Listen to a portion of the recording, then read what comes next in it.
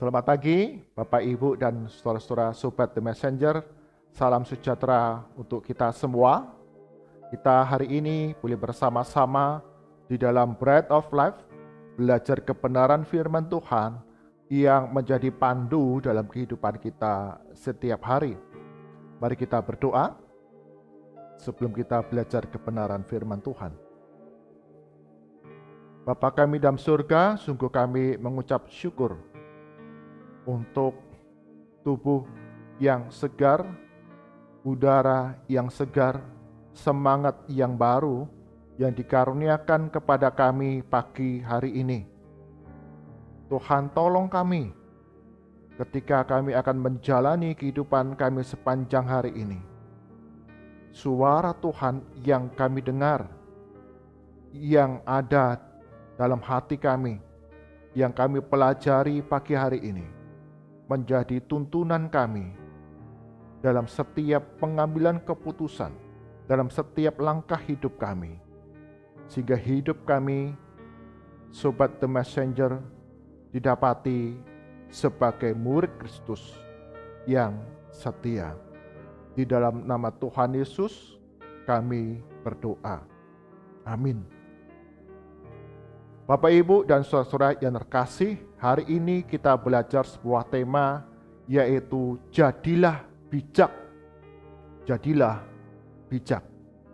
Pada zaman kerajaan Chu, di berbagai penjuru negeri Cina, terjadi kekacauan yang sangat besar. Orang-orang saling tidak percaya satu dengan yang lain. Mereka khawatir ketika mereka mengucapkan, bercerita, menyampaikan pandangan mereka.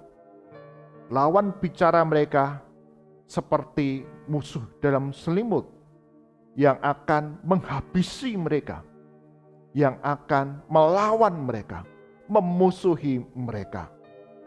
Sungguh pada saat itu di segala penjuru negeri Cina terjadi kekacauan yang sangat besar. Masing-masing kelompok mereka berusaha untuk mendapatkan keuntungan, mendapatkan kuasa di daerahnya masing-masing. Karena itu, negara, kerajaan membutuhkan seseorang yang pandai, yang bijak, yang sanggup untuk mempengaruhi banyak orang untuk menghentikan kekacauan itu. Negara, kerajaan sangat mengharapkan ada seseorang yang bijak yang dapat mendatangkan kebaikan bagi rakyat yang sudah menderita dengan berkepanjangan karena kekacauan yang ditimbulkan antar satu golongan dengan golongan yang lain, satu kelompok dengan kelompok yang lain, mendatangkan kemiskinan, penderitaan di tengah masyarakat. Ada sepasang sahabat karib yang bernama Yang Jiaoai dan Zhou Putao. Dua orang sahabat yang mereka adalah sama-sama orang yang pandai. Mereka rindu, mereka bertekad untuk mendatangkan kesejahteraan bagi rakyat. Mereka bertekad, bertujuan ingin membantu kerajaan agar tidak lagi terjadi kekacauan di seluruh penjuru negeri Cina.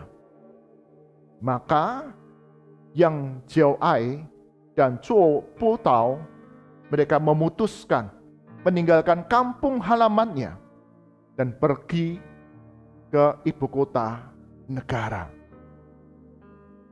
Pada awalnya perjalanan mereka lancar dan baik.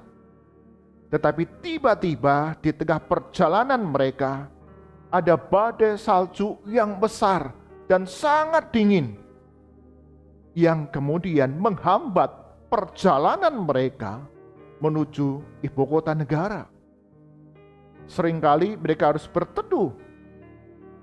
Bahkan cuaca yang sangat dingin membuat mereka melangkah dengan sangat berat sangat lambat. Karena bekal pakaian yang mereka bawa tidaklah banyak. Dingin yang menusuk itu masih mereka rasakan ketika mereka berjalan menuju ibu kota negara. Akibat badai salju yang begitu lebat dan besar, semua dataran diselimuti salju. Semuanya nampak putih. Tidak lagi nampak jalan-jalan yang harus dilalui oleh mereka untuk mencapai ibu kota negara.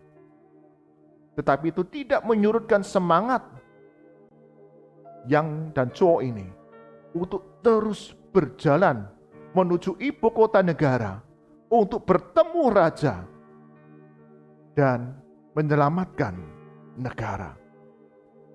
Jadi di tengah rasa dingin yang menusuk, keraguan-raguan karena tidak ada petunjuk jalan di sana, mereka tetap terus melangkah. Beberapa hari kemudian mereka menyadari bahwa mereka telah tersesat.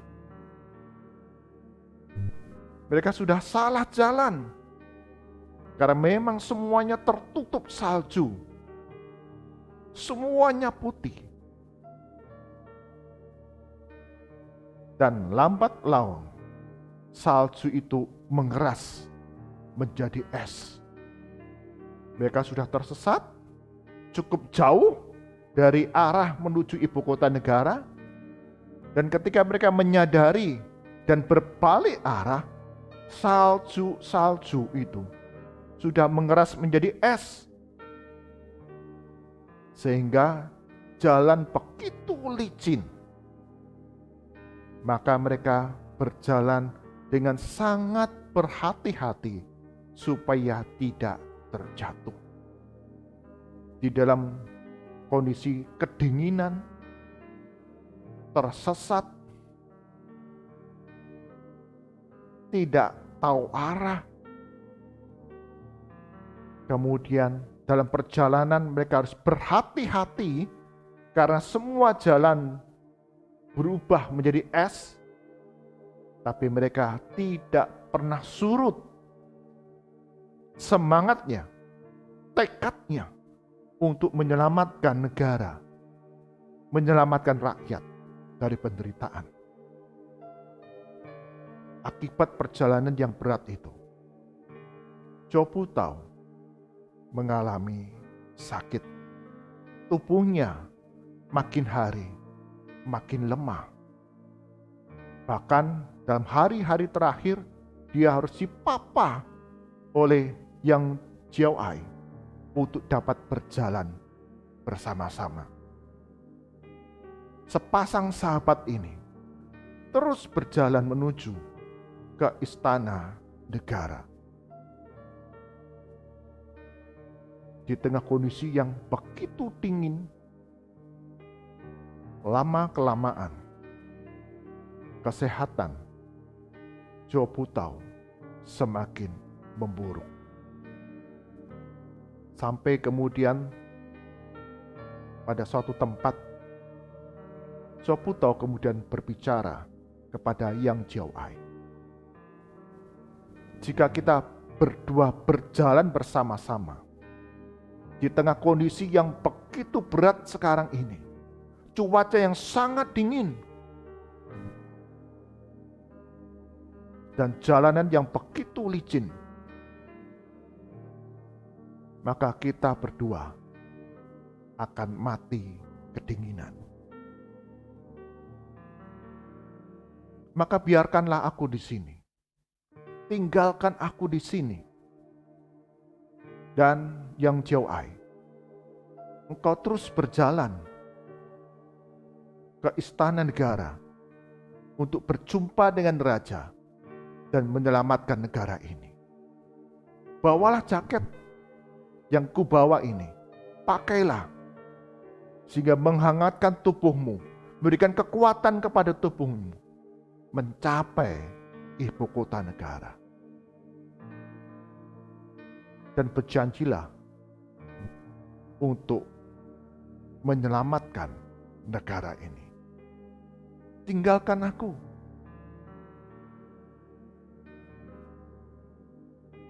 Yang Joai ketika mendengar perkataan sahabatnya ini, dia menjadi bimbang. Jobu tahu ada sahabat yang sangat dekat, yang sangat karib. Aku mengasihinya. Dan saat ini dia dalam kondisi yang sakit, yang lemah. Bagaimana mungkin aku meninggalkan dia?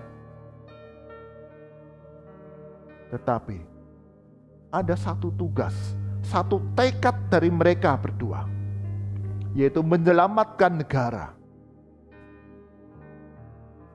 menyelamatkan rakyat banyak dari kekacauan di tengah negara. Yang Joai dengan percucuran air mata melakukan apa yang diminta oleh sahabatnya. Dia meninggalkan Sobutau dan berjalan menuju istana negara. Berharap ketika dia berjumpa dengan raja, meminta pertolongan kepada raja, kembali ke tempat Sobutau berada, dapat menyelamatkannya. Yang Joai berjalan melangkah ke ibu kota negara, berjumpa dengan raja, dan ketika dia meminta pertolongan kepada sang raja untuk menyelamatkan Sobutau, ternyata Sobutau telah meninggal dunia. Tekad untuk menyelamatkan negara, mendatangkan kedamaian di seluruh penjuru negeri Cina, tetap dilakukan, tetap dilaksanakan oleh Yang Joai. Dia kemudian dikenal sebagai orang yang bijak, yang dapat membawa negeri Cina kepada kedamaian dan kesejahteraan. Bapak, Ibu, dan saudara-saudara yang terkasih dalam Tuhan Yesus, orang bijak rela mengorbankan diri sendiri untuk mendatangkan keselamatan dan kebaikan kepada orang lain. Bahkan di saat-saat diperhadapkan dengan pilihan yang sulit, orang bijak dapat mengambil keputusan yang tepat. Dalam kehidupan kita hari demi hari, kita rindu didapati sebagai orang yang bijak. Bagian firman Tuhan yang Paulus tuliskan kepada jemaat di Filipi dan juga bagi kita semua boleh menjadi satu panduan, tuntunan bagi kita. Dituliskan demikian, karena itu sempurnakanlah sukacitaku dengan ini, hendaklah kamu sehati sepikir, dalam satu kasih, satu jiwa, satu tujuan, dengan tidak mencari kepentingan sendiri atau puji-pujian yang sia-sia. Sebaliknya, hendaklah dengan rendah hati yang seorang menganggap yang lain lebih utama daripada dirinya sendiri. Dan janganlah tiap-tiap orang hanya memperhatikan kepentingannya sendiri, tetapi kepentingan orang lain juga. Hendaklah kamu dalam hidupmu bersama menaruh pikiran dan perasaan yang terdapat juga dalam Kristus Yesus. Kristus Yesus adalah hikmat Allah. Ketika kita menjadi orang-orang yang bijak, kita mau menjadi orang-orang yang bijak, maka kita meneladani Yesus Kristus yang tidak mengutamakan kepentingannya sendiri. Dicatat bahwa Yesus Kristus meninggalkan surga yang mulia, mengosongkan dirinya menjadi sama seperti manusia. Bahkan dia rela mati di atas kayu salib bagi penebusan saya, Bapak, Ibu, dan saudara-saudara yang terkasih. Bangkit pada hari yang ketiga, naik ke surga, dan akan memberikan kemuliaan kepada Yesus Kristus akan ketaatannya, akan kerendahan hatinya untuk melakukan kebaikan, keselamatan bagi semua umat manusia yang berdosa. Karena itu, Bapak, Ibu, saudara-saudara sobat The Messenger, jadilah bijak dengan rela mengorbankan diri sendiri untuk mendatangkan kebaikan bagi orang-orang yang ada di sekitar kita. Dengan menaruh pikiran, perasaan sama seperti Yesus Kristus, maka setiap keputusan-keputusan yang kita ambil akan mendatangkan kebaikan bagi orang-orang yang ada di sekitar kita. Yang Jiao-ai, Cho Putau, dua orang sahabat yang saling mengasihi. Bukan hal yang mudah bagi Yang Jiao-ai mengambil keputusan untuk meninggalkan sahabatnya.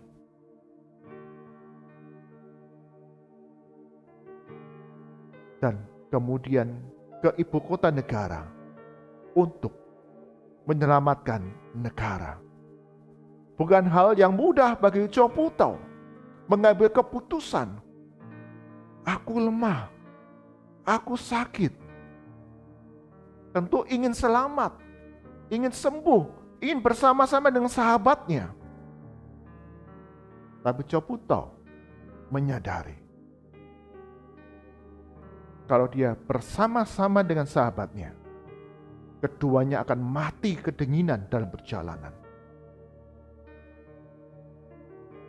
Tetapi ketika dia merelakan Yang Jiao-ai berjalan berjumpa dengan raja untuk menyelamatkan negara, dan dengan kerelaan hatinya menunggu bantuan, itu mendatangkan kedamaian di negeri Cina, mendatangkan kesejahteraan bagi rakyat Cina pada saat itu. Jadilah bijak dengan mengutamakan kepentingan orang lain dan belajar untuk menaruh pikiran dan perasaan kita sama dengan Yesus Kristus, sehingga setiap tindakan kita, perbuatan kita, keputusan-keputusan yang kita ambil adalah tepat untuk kebaikan bagi banyak orang. Mari kita berdoa. Tuhan Yesus, sungguh kami mengucap syukur. Engkau Allah yang selalu berbicara, mengajarkan kepada kami semua untuk hidup tidak bagi kepentingan kami sendiri, tapi memperhatikan, mengutamakan orang-orang yang ada di sekitar kami. Berkati untuk Sobat The Messenger, ketika kami rindu menjadi orang-orang yang bijak, kami meneladani Yesus adalah hikmat dari Allah dalam kehidupan kami hari demi hari.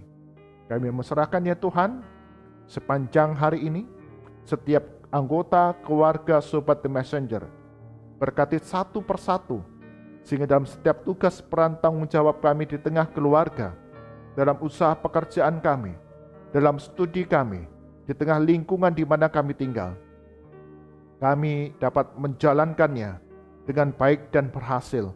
Tuhan, cukupkan kebutuhan kami sepanjang hari ini. Di tengah situasi yang terbatas, tapi sungguh caramu yang ajaib, sanggup mencukupkan segala kebutuhan di tengah keluarga kami. Kami berdoa ya Tuhan, untuk setiap gereja-gereja Tuhan. Engkau yang terus memberikan pertolongan, penghiburan, kekuatan di tengah situasi rasa khawatir, rasa was-was akan peristiwa penghukuman yang terjadi di sebuah gereja. Tapi sungguh kami percaya Tuhan Yesus yang memberikan pertolongan, pemeliharaan, perlindungan bagi kami, orang-orang yang menaruh pengharapan kepada Yesus Kristus, diberikan damai sejahtera. Kami tetap dapat hidup di tengah masyarakat dengan menyaksikan kasih Kristus kepada banyak orang. Berkati ya Tuhan untuk bangsa dan negara kami. Engkau yang memberikan pertolongan khususnya untuk pelaksanaan vaksinasi COVID-19 yang terus sedang dilaksanakan. Kami berdoa untuk setiap mereka yang bertugas, tenaga medis ataupun pihak-pihak yang terkait di dalamnya, sehingga pelaksanaan vaksinasi ini dapat berjalan dengan baik di tengah kondisi yang tidak mudah sekarang ini. Tetapi kesediaan vaksin itu tetap ada. Tuhan yang memberikan pertolongan sehingga boleh dibangun satu sistem kekebalan tubuh yang lebih kuat, yang lebih tahan terhadap penyebaran virus COVID-19 ini. Ajar kami setiap masyarakat, meski kami sudah menerima vaksin COVID-19 ini, tetap kami harus menjalankan protokol kesehatan dengan penuh disiplin di setiap bidang kehidupan kami. Dan Tuhan Yesuslah yang memberikan perlindungan, penjagaan kepada seluruh masyarakat Indonesia, dan Engkau akan hapuskan virus ini di negara kami, Indonesia. Mari angkat tangan kita, arahkan hati kita kepada Tuhan, dan kita terima berkat daripadanya.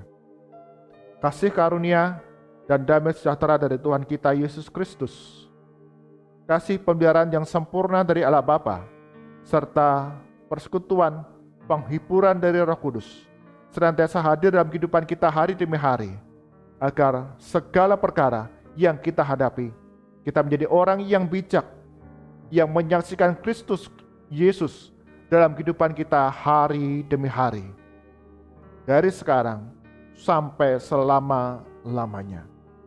Amin. Bapak, Ibu, dan saudara-saudara yang terkasih, jadilah bijak. Itu berarti kita belajar untuk menempatkan kepentingan orang lain lebih utama dari kepentingan diri sendiri. Dan ketika kita menaruh pikiran dan perasaan Kristus dalam kehidupan kita, maka setiap perbuatan tindakan kita akan mendatangkan kebaikan bagi banyak orang. Dan itulah orang yang bijak. Tuhan Yesus berkati kita semua.